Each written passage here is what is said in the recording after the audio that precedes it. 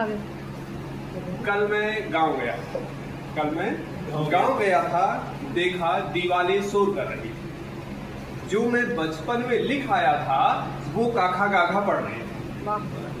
पूरा गांव वीरान हो गया, आप दीवारें की बात करती हैं। कल मैं गांव गया था, देखा दीवारें शोर कर रही थी। जो मैं बचपन में लिख आया था वो काखा गाघा पढ़ रही थी। खेत की मेढ़ें कच्ची डहर से चलना सीख रही थी। कुएं का पानी हवाओं से बहना सीख रहा था।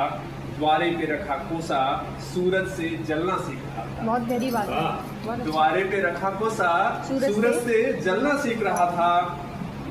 मन पसीज सा गया जब देखा कोने में रखी चकिया मेरे साइकिल से चलना सीख रही थी। वाह, मन पसीज सा गया जब देखा, बहुत अच्छा। मन पसीज सा गया जब देखा कोने में रखी चकिया मेरे साइकिल से चलना सीख रही थी। दृश्य बड़ा अजीब सा था। दुआरे का कुत्ता शिकारी हो गया था। सरिया, गौशाला भी बोलते हैं हम लोग इसे, सरिया तो सुनी थी मगर मैंने देखा गैया बागों में लड़ना सीख रही थी।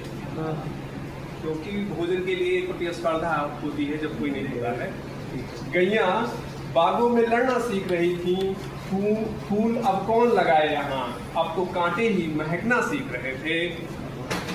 गाँव का दिन बढ़िया लिखा है। बहुत अच्छा। गाँव का दिन ढल चुका था। कल फिर से उगने की खातिर सूरज भी ढलना सीख रहा था। दादी की सुनाई राजा रानी की कहानियां फिर से वापस आने की दुहाई दे रही थी। तुम तो चले आए हो मगर तुम तक पहुंचने की खातिर आंगन की मिट्टी फिजाओं में उड़ना सीख रही। क्या बात है, बहुत खूब। आंगन की मिट्टी फिजाओं में उड़ना सीख रही थी।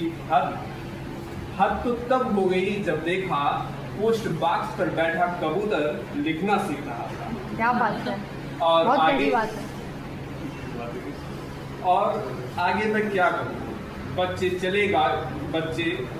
चले गए गांव से, इसीलिए बूढ़े अब चहकना सीख रहे हैं। वाह। बहुत बड़ी बात है।